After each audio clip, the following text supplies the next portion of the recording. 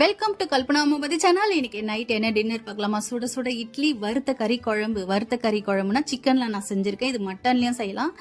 Chicken வறுத்த கறி குழம்பு. இந்த குழம்பு இட்லி தோசைக்கெல்லாம் செம்ம காம்பினேஷனாக இருக்கும். நீங்கள் சுட சுட முட்டை தோசைலாம் போட்டு இந்த குழம்பை ஊற்றி சாப்பிட்டீங்கன்னா ஒரு ஹோட்டலில் சாப்பிட்ற மாதிரி இருக்கும். இந்த குழம்பு எப்படி செய்யலான்றதை பார்க்கலாம். ஒரு கடாயில் எண்ணெய் ஊற்றிக்கங்க. பட்டை, லவங்கம், சோம்பு, கல்பாசி கண்டிப்பாக இருக்கணும்.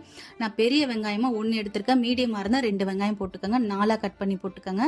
அது கூடவே ஒரு சின்னதாக ஒரு துண்டு இஞ்சி, ஒரு 5-6 பல்லு பூண்டு போட்டுக்கோங்க. இது ரெண்டுமே நல்லா பாதி அளவுக்கு வதங்கட்டும். பாதி அளவுக்கு வதங்கினதுக்கப்புறம் கசகசா 1/2 டீஸ்பூன், அதுக்கப்புறம் தனி மிளகாத்தூள் 1/2 டீஸ்பூன், தனியாத்தூள் 1/2 டீஸ்பூன், சீரகத்தூள் 1/4 ஸ்பூன், சிக்கன் குழம்பு மசாலா 1/2 டீஸ்பூன். இது எல்லாமே நான் போட்டுக்கிறேன். மசாலாவை கரெக்டாக நோட் பண்ணிக்கோங்க. அதுக்கப்புறம் வெங்காயம் எந்த அளவுக்கு எடுத்துருக்கோமோ அதே அளவுக்கு தக்காளியும் எடுத்துக்கோங்க.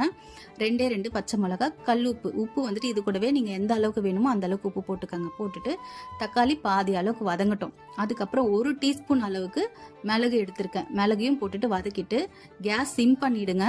இறக்குற நேரத்தில் 1/2 டீஸ்பூன் அளவுக்கு நம்ம வீட்டில் அரைச்ச குழம்பு மிளகாத்தூள் இதை வந்துட்டு சிம் பண்ணிட்டு போடுங்க. ஒரு 2 செகண்ட் மட்டும் வதங்கட்டும். அதுக்கப்புறம் கேஸ் ஆஃப் பண்ணிட்டு தேங்காய் வந்துட்டு 2 சில் எடுத்திருக்கேன், அதாவது 2 பத்தை. இந்த தேங்காய் வந்துட்டு கேஸ் ஆஃப் பண்ணிட்டு அந்த ஹீட்லேயே நல்லா வதங்கட்டும்.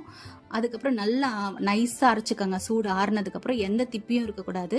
ஒரு குக்கரில் எண்ணெய் ஊற்றிக்கோங்க. கருவேப்பிலை மட்டும் போடுங்க. இந்த அரைச்சி வச்ச விழுதை வந்துட்டு ஊற்றிக்கோங்க. சிம் பண்ணிட்டு ஊற்றுங்க. ஹையில் வச்சிங்கன்னா உங்களுக்கு மேலெல்லாம் நல்லா தெறிக்கும். ஒரு 2 செகண்ட் மட்டும் வதக்குங்க. வதக்கினதும் சிக்கன் கழுவி வச்சிருக்கிறத போட்டுக்கோங்க. நான் ஒரு 1/2 கிலோ சிக்கன் போட்டிருக்கேன். இந்த 1/2 கிலோ சிக்கனை போட்டுட்டு ஒரு 2 செகண்ட் மட்டும் வதங்கட்டும். நம்ம மசாலா எடுத்து வச்சிருக்கோம் இல்லையா, அந்த கிண்ணத்துலேயே தண்ணி வந்துட்டு எடுத்து ஊற்றிக்கோங்க. உங்களுக்கு சிக்கன் முழுகிற அளவுக்கு தண்ணி ஊற்றினா போதும். உப்பு காரம்லாம் செக் பண்ணிக்கோங்க. கரெக்டாக இருந்ததுன்னா ஓகே.